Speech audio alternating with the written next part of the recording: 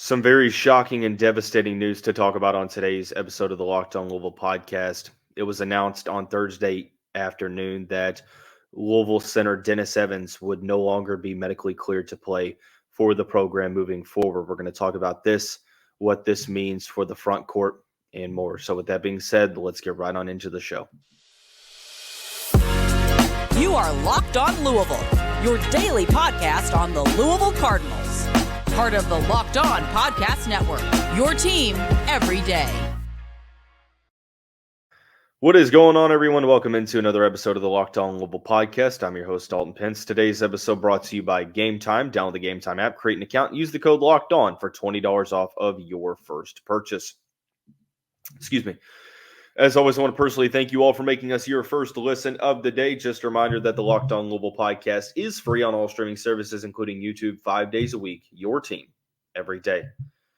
As I alluded to in the opener, some very devastating, shocking, heartbreaking news to discuss. It was announced on Thursday that Louisville's Dennis Evans would no longer be medically cleared to play for the program moving forward. We'll talk about that, talk about what this means for the front court for the rest of the year, and also predict where the ACC wins will come from. Truthfully speaking, this was going to be a basketball episode. I was planning it to be one, with the Cardinals opening up the 2024 calendar year with the conference slate. I know that they started out the conference slate against Virginia Tech a couple weeks ago, but now it's pretty much the conference slate. They played Virginia on Wednesday. Not really all that inspiring of a performance from the Cardinals. We were going to break down that game and discuss the ACC slate moving forward. Obviously, we are scrapping the Virginia game segment in favor of this segment. And I'll be completely honest with you all. One thing that I am confident in myself in when it comes to this show is the mental preparation side of it, to where I feel like I do a good job of listing out the things that I'm going to talk about, researching those topics, and giving you all an entertaining yet informational type of monologue that minimalizes the rambling and the repeating, etc. But with this segment, I'll be honest with you all, I really don't know what to say. I sat for about 30 minutes after I read the news, and obviously it's shocking, it's heartbreaking, it's something that it's hard to really wrap your head around, especially for a guy that is so young. Now, for those who have not heard the news or a little bit confused, let me go ahead and read to you what Louisville men's basketball sports information director Zach Greenwell had this to say in a statement. The statement says, freshman center Dennis Evans will not be medically cleared to compete at the University of Louisville moving forward. We are disappointed by the news and will not be releasing any additional information out of respect for Dennis's privacy. Matt McGavick of Sports Illustrated's Louisville site asked Greenwell about the status moving forward as to whether or not it was out for the season or indefinitely. And Greenwell had this to say, and I quote, "U of L does not foresee his status changing with the institution." So, take that for what you will. This isn't a conspiracy theory. This isn't, let's go ahead and get this out of the way. This isn't, Dennis Evans is going to full lengths just to get out of playing for Louisville and Kenny Payne. Please stop that. That's not the case. Now, obviously, HIPAA and respect for the young man and his family, we're not going to speculate as to what the medical issue is. But obviously, it is severe enough to the university that they no longer feel comfortable medically releasing Evans to play for their team. And like I said, so many emotions. The main one for me is just, I am thinking and praying for Dennis, for his family and loved ones. I mean, we're talking about a kid, 17, 18 years old, who former five-star recruit in the 2023 class, 7'1" native of Riverside, California, had a ton of potential on the court. And at this point, you start to, go back to the whole notion that it's so much bigger than sports. It's so much bigger than basketball. And the bottom line for me is that I hope that whatever this medical issue is that it's not something that will affect Dennis's quality of life moving forward. And obviously hope that it is not life-threatening. Hopefully that's the case. I'm not suggesting that it is in any way. I don't know. I'm just saying in a general sense, you hope that it's something that, there's no best case scenario in this situation, but even if it's a career-ending issue, potentially, you hope that it's not a life-threatening issue. And again, I don't know if it is or not. I don't think it is. I just hope that, he's able to get the assistance that he needs. I hope that he's able to recover from what he's dealing with. And I hope one day he's able to play basketball again. I hope that he beats the odds and eventually is able to play basketball again. One thing that I found from Brooks Holton over at the Courier-Journal, he says that Evans is going to still be allowed to be part of the program.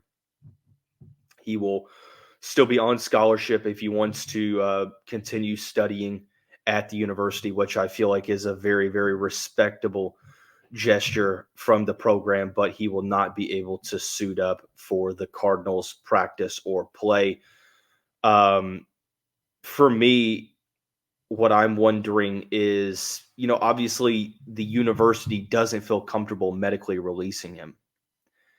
And I wonder if this is a situation to where maybe Evans transfers elsewhere and gets cleared to play somewhere else. And I'm not saying that's the case. I'm not saying that's not the case. There's so much in play here. Obviously, we're just hearing about this. And Evans had been listed day to day, only had played in a handful of games. The last game that he played in was against Bellarmine back in late November. So he hadn't played for over a month, really hadn't gotten much of a status update on his availability other than that he was day to day. And it was pretty vague as to the relation of if he was going to be eligible to play or not health-wise. And it seems like now you realize why things were so vague is because that there was obviously an issue larger than what was seen on the surface. So there's a lot of different ways to look at this.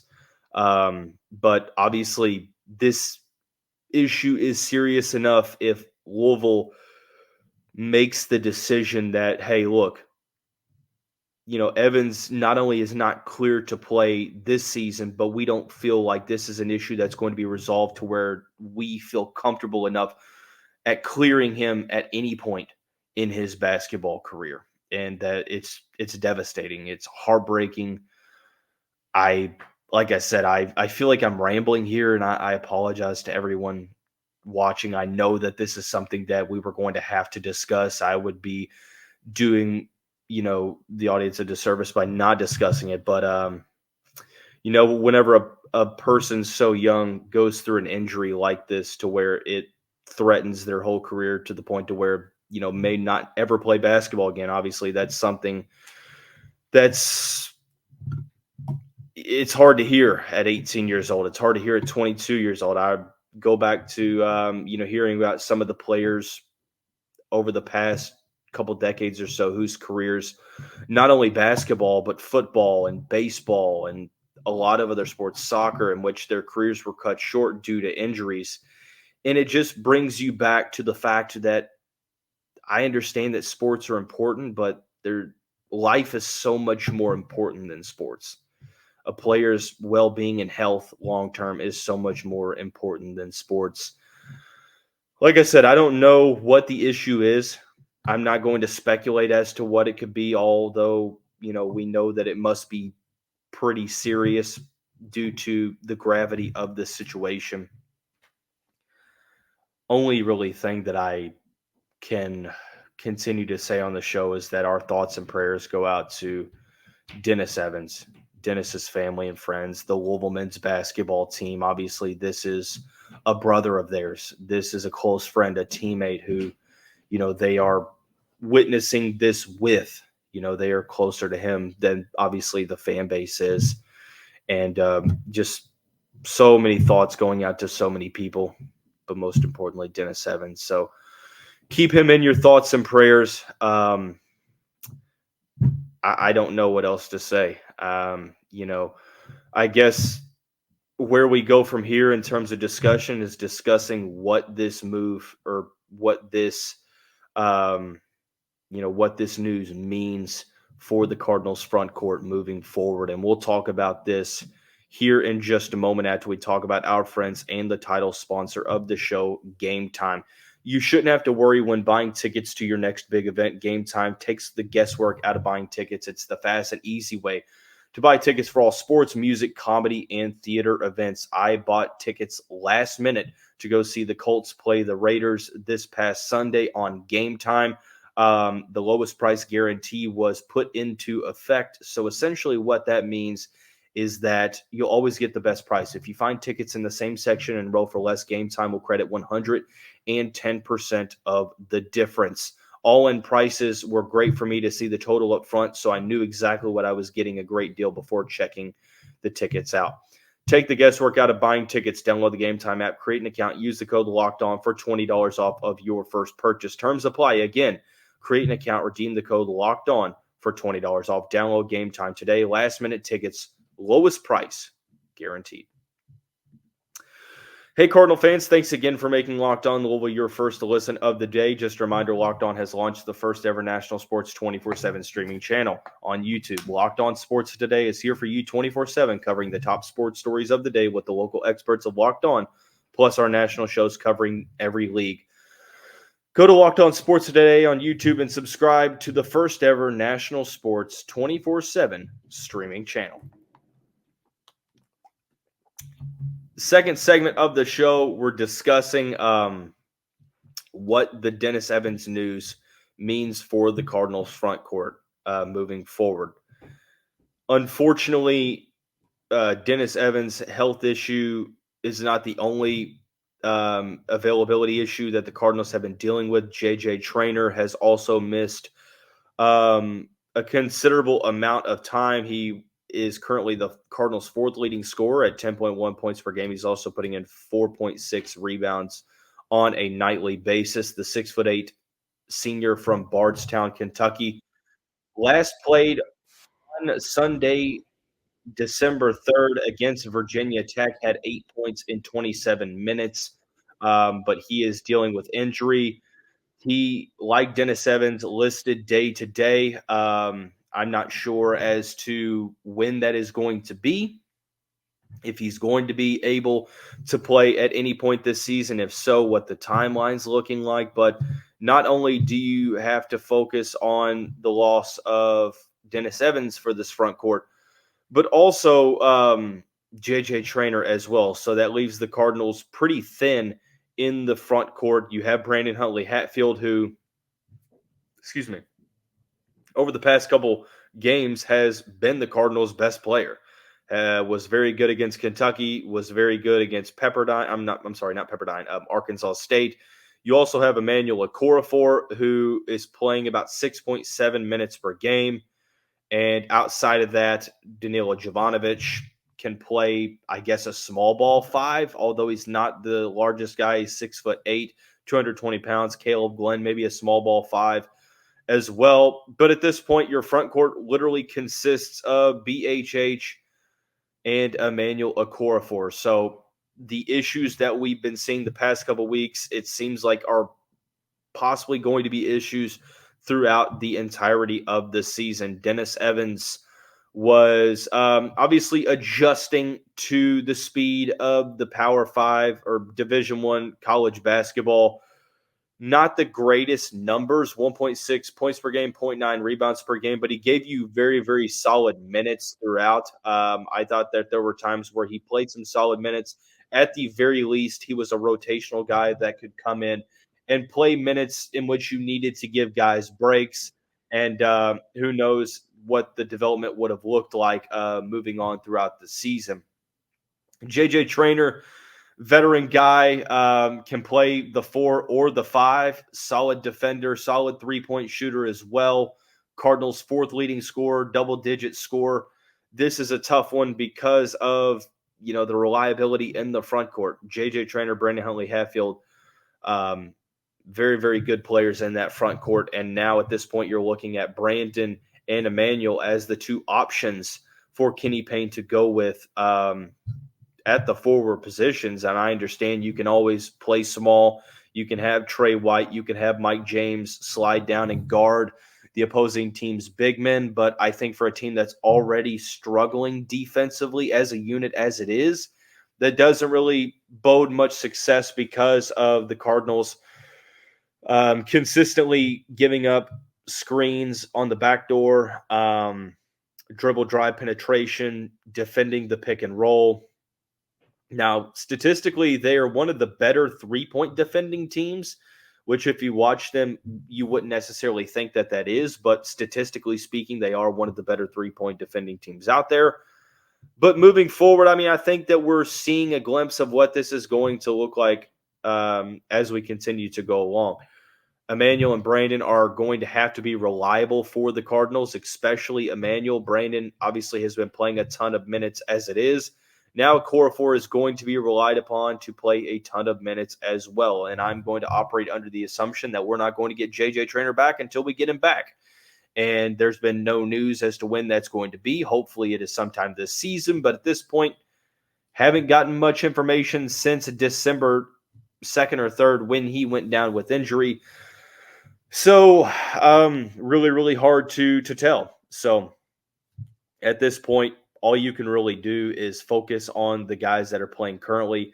You have your 2 players that we focused on in Brandon and Emmanuel. I would expect Danilo Jovanovic, who started against Virginia, to play an increased role. I would like to see Caleb Glenn, who is an Energizer Bunny type player that utilizes high effort and high tenacity, especially on the boards, despite only being about 6'6", 6'7".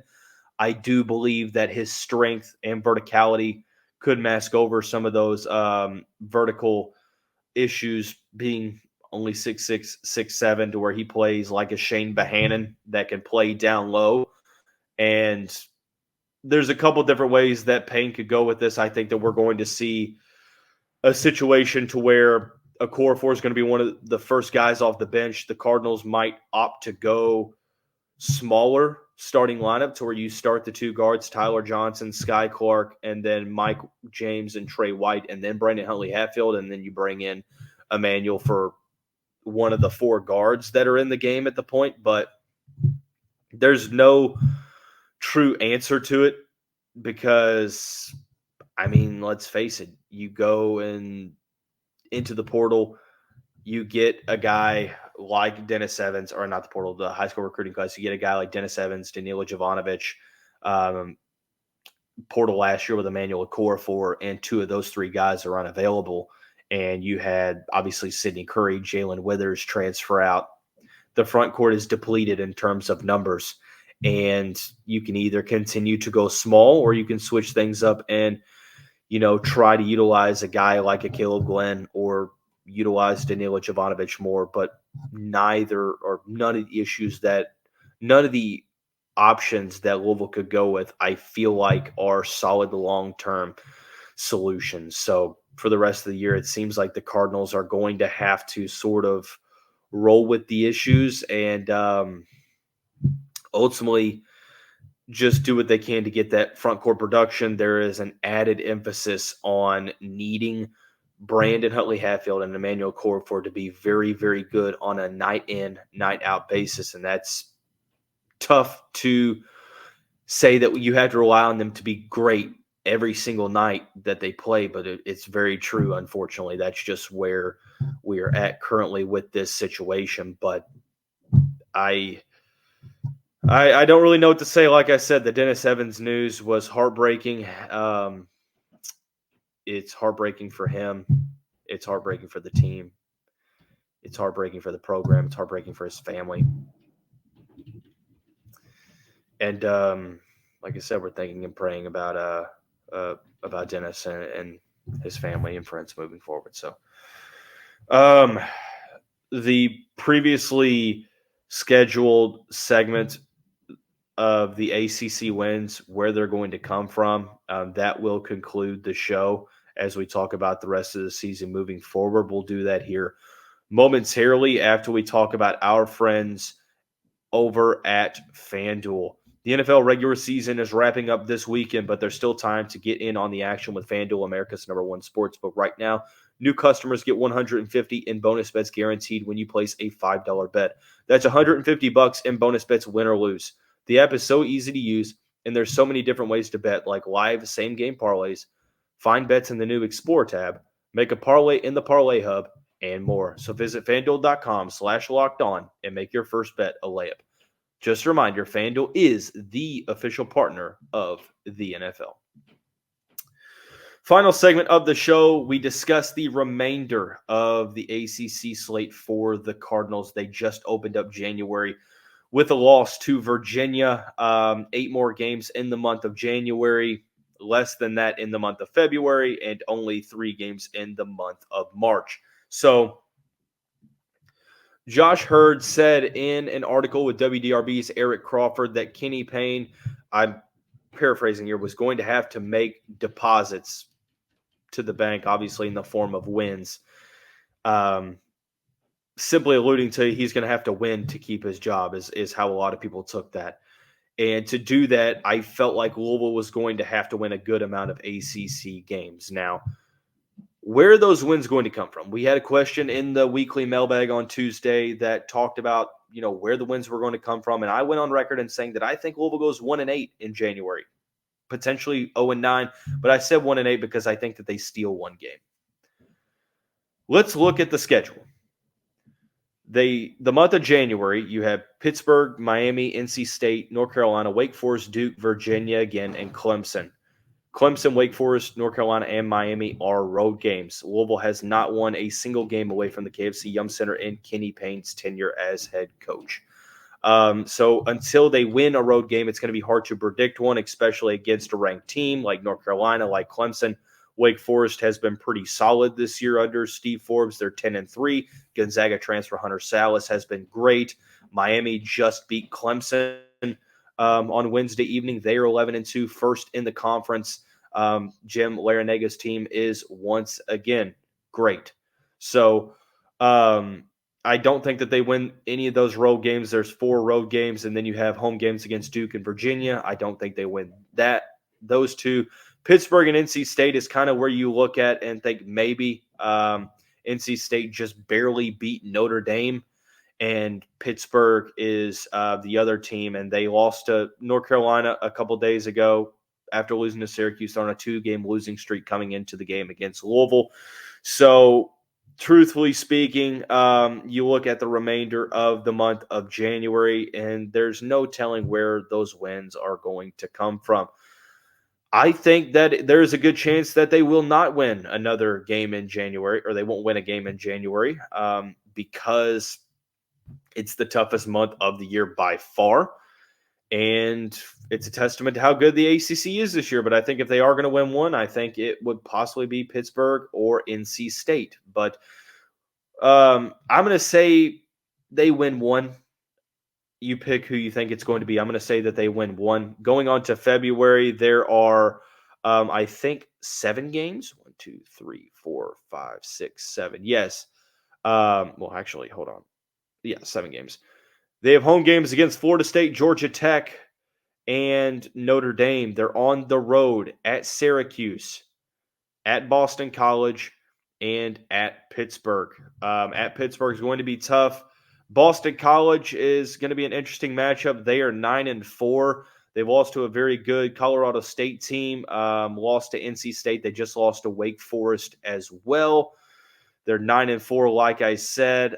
Syracuse has been sort of in that same boat. They're 10-4, but their losses are to Virginia, Tennessee, Gonzaga, and at Duke, and it is at Syracuse as well. I don't think that they're going to win at Syracuse. I don't think they're going to win any of the road games in the month of February. I don't think that they're going to win a road game all season.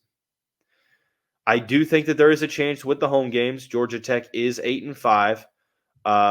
You do have Notre Dame as well, who could potentially be one of the worst teams in the ACC. They are 6-8. I think that they win. You look at the month of February, and it's so hard to predict. I think that Louisville is essentially going to win. I don't want to be that guy. I don't want to be too pessimistic here, but I'm trying to be realistic.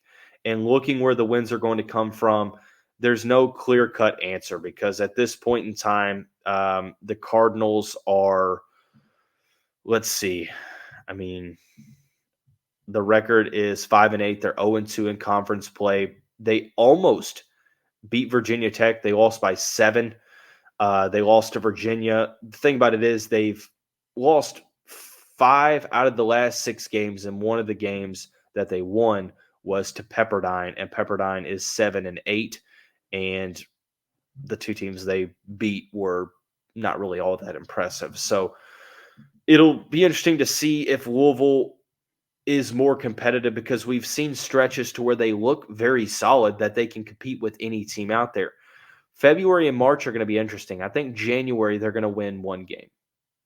February they're going to have opportunity.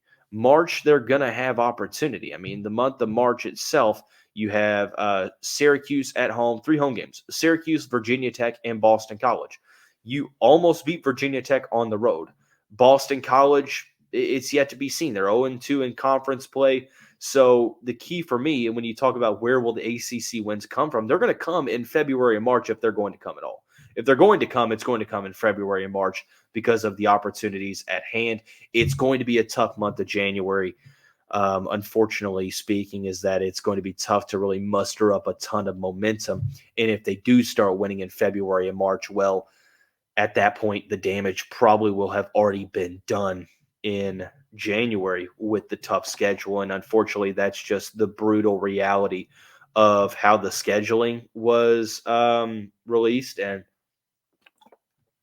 just hard to really stomach that ACC slate from January 1st to January 31st. But I think there's a lot of opportunity in the month of February.